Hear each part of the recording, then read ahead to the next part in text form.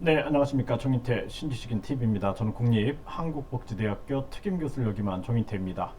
국적법 개정, 중한민국으로 가는가? 대한민국이죠. 그런데 중한민국, 중공, 중한민국으로 가는가? 정말 안타까움이 많습니다. 네, 그래서 일단은 좀 보겠습니다. 지금 현재 계속해서 우리가 이 중국 때문에 아주 골치가 아파요. 그래서 신고 한 번에 중국인이 한국인 국적법 개정 반대 청원 30만 돌파했다라는 건데요. 이 제가 이 국적 시험 이 책을 집필한 사람이에요. 예, 그래서 제가 외국인 정책에 대해서 굉장히 많은 연구를 한 사람입니다. 그래서 정 전에 그 대통령 후보 이민청 특별위원회에 제가 그 부위원장으로 있었어요. 그래서 제가 이 책을 집필을 하면서도 가장 중요한 게 뭐냐면 이 국적 시험, 그러니까 귀화 시험이 굉장히 중요한 거예요. 이게 국적 시험 제가 책을 집필을 한 건데, 일단은 첫 번째는 뭐냐면 한국어 능력이 돼야 됩니다. 한국어 능력. 한국어 능력 안 돼도 됩니까? 한국어 능력이 돼야 돼요. 그래서 제가 한국어 교원으로서 또 국어교육과 출신으로서 끊임없이 한국어 교육을 제가 강조를 하는 것이고, 그리고 17년, 16년 동안 제가 외국인들을 한국어를 가르치면서 한국어 교육이 가장 중요하다. 한국에 뭐 예를 들어서 우리가 그 E7 비자, E9 비자 이런 게 있어요. 그러면은 제가 이제 국적법 이 연구를 많이 했기 때문에 이 E9 비자 같은 경우는 뭐냐면은 우리나라에서 뭐 농업 또는 뭐 제조업 또는 어업 이런 데서 종사하는 사람들이에요. 그러니까 한국인들이 좀 기피하는 업종들이 있어요. 3D 업종들, 이런 업종들에서 일하는 외국인들이 있습니다. 그리고 조금 숙련된 근로자들이 있어요. 숙련된, 그걸 E7 비자라 그러는데, 숙련된 근로자들을 위하여 외국에서 대학을 졸업하고 그리고 경력이 1년 이상 있고, 이런 사람들을 한국의 부족 직업군, 직업이 부족, 여기서 이제 사람들을 채용을 해야 되는데 부족 직업군에 대해서 배치하는 거예요. 이걸 이 세븐 비자라고 합니다. 그런데 그 다음으로 이렇게 가게 되면은 우리가 한국에서 거주 비자를 받을 수가 있어요. 한국에서 뭐 예를 들어서 뭐 거주하면서 다양한 사업도 할 수가 있고 이런 비자가 있습니다. 그 다음에 영주권이 있어요. 영주권. 그래서 영주권 비자, 이 F5 비자를 받게 되면은 한국에서 영주하게 되는 거예요. 그 다음에 국적입니다. 이해되셨죠? 그쵸? 또 뭐 유학생들이 오면은 뭐 유학생 비자가 있어요. 그러면 유학생들은 아르바이트를 할 수가 있겠죠. 예, 그래서 아르바이트를 한다든지 이런 비자 체계가 있는 것입니다. 그런데 이 신고 한 번에 중국인이 한국인이 된다. 그래서 이 지금 제가 이걸 제도를 보니까 영주권을 가진 자녀들, 영주권을 가진 자녀들이 네, 그러니까 영주권을 소지하고 있는 외국인 자녀는 기존의 복잡한 귀화 허가 절차를 생략하고 국적 취득 신고만으로 한국 국적을 얻을 수 있다라는 것인데, 그런데 95%가 중국 국적 화교 자녀들이라는 사실이 알려졌다라는 거예요.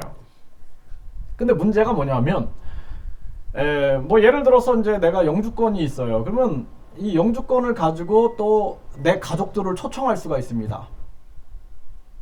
이해되시겠죠? 내 가족들을 초청하고 그 가족들은 다시 또 비자의 등급을 올릴 수가 있어요. 그러면은 영주권 자녀들이 국적을 받고 그 국적을 받아서 자기 가족들을 다 초대할 수 있겠죠? 네, 자기 뭐 형제나 뭐 결혼을 했어요. 뭐 부부라든 자녀들을 다 초대할 수 있어요. 부모를 초대할 수 있습니다. 이렇게. 그러면은 두 명이 결혼했으면 두 명에서 부모, 그 다음에 형제, 또 자녀 이렇게 초대할 수 있겠죠? 그러면서 여기서 또 다시 또 파생돼 나오는 겁니다. 그러면은 이들이 다시 또 영주권을 받고 그들의 자녀가 다시 또 국적을 받고 또 영주권을 받고 자녀를 받고 영주권을 받고 자녀를 받고 하면서 중한민국이 되겠네요. 중한민국. 예. 그러니까 저는 제가 그 이민청 그 부위원장을 했다, 이민청 추진위원회 부위원장을 했다 그랬잖아요. 저는 굉장히 합리적인 사람이에요. 그래서 우리가 3D 업종에 예를 들어서 없다, 근로자가 없다 그러면은 당연히 우리가 외국인 근로자들이 와야 돼요. 예, 아니면은 중소기업들이 망합니다. 그런데 중요한 것은 뭐냐면은 저는 항상 얘기하는 것이 그 최저임금제를 시군구에 맡겨라. 시군구 자율로 맡겨라라는 거예요. 예. 그래서 우리나라 강남 서초구하고 강원도 홍천이 같을 수가 있나요? 예? 예, 그리고 또 하나는 그렇게 해서 우리가 어떤 뭔가 근로자가 부족한 부분들은 근로자가 와야 됩니다. 그리고 부족 직업군에 대해서는 와야 돼요. 안 하면 망하는데. 그러니까 일본이 계속 버티다가 저출산 고령화 문제가 1.57로 딱 떨어진 1.57 쇼크다 해가지고 진짜 뭐 미얀마라든지 베트남 이런 등지에서 자신들이 뭐 몇십만 명을 데려가겠다. 부족한 직업군 뭐 예를 들어서 뭐 도시락 공장에 이런 사람이 부족하고 저런 사람이 부족하고 뭐 이런 것들을 막 하면서 유치해 갔다라는 거예요. 그 어쩔 수 없는 그거는 상황이겠죠. 하지만 이건 다르다라는 거예요.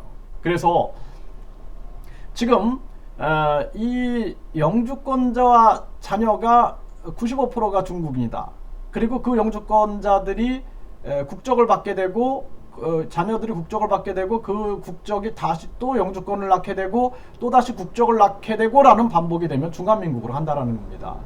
그래서 제가 이 책에서도 계속 강조하는 게 뭐냐면 한국어 실력 플러스 끊임없는 한국 문화 교육. 예? 한국어와 한국 문화를 교육해야 되고 한국 역사를 가르쳐야 된다. 그렇지 않으면은 대한민국의 미래가 있나요?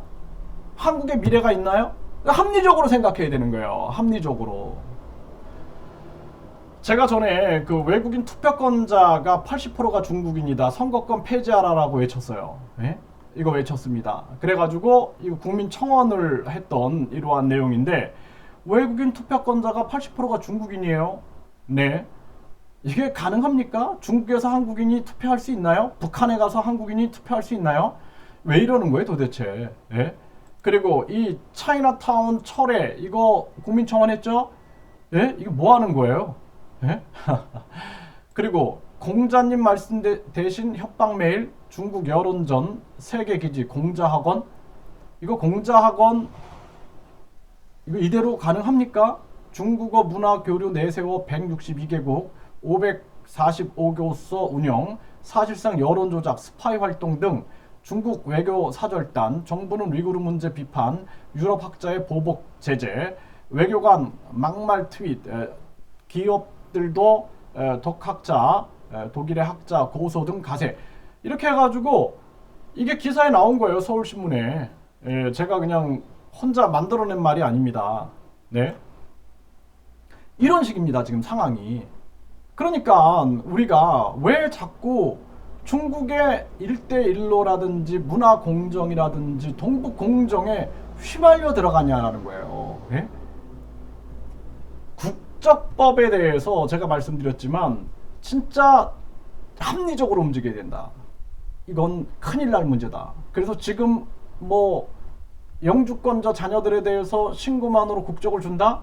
그럼 그 사람들이 국적을 받아서 다시 가족들, 부모, 형제, 또 자녀 다 초청을 해가지고 또 그들이 영주권을 받고 그들의 자녀가 국적을 받고 그들의 중한민국으로 가는 겁니다. 중한민국. 저는 외국인 정책에 대해서 전문가예요. 예, 그래서 제가 기겁을 했습니다. 기겁을. 절대 안 된다. 이러한 부분들을 강력하게 말씀을 드리고요. 지금 보니까 황교안, 이 황교안 그 전 대표도 이렇게 주장을 했네요. 국적법 개정 청년들이 독박 쓴다. 분노에 귀 기울여야 한다. 그리고 안철수도 이런 얘기를 했어요. 안철수도 중국의 4대 정권인가 국적법 개정 강행 비판. 그쵸? 그러니까 정치인들이 목소리 내야 된다라는 거예요. 국민의힘 뭐 하고 있는 거예요 지금? 네, 목소리 내야 된다라니까요. 그렇지 않고 그냥 뭐 모든 표를 다 얻을 거야 뭐 이런 식으로 움직였다가는 안 되는 거예요. 정치인은 소신이 있어야 됩니다. 네, 감사합니다.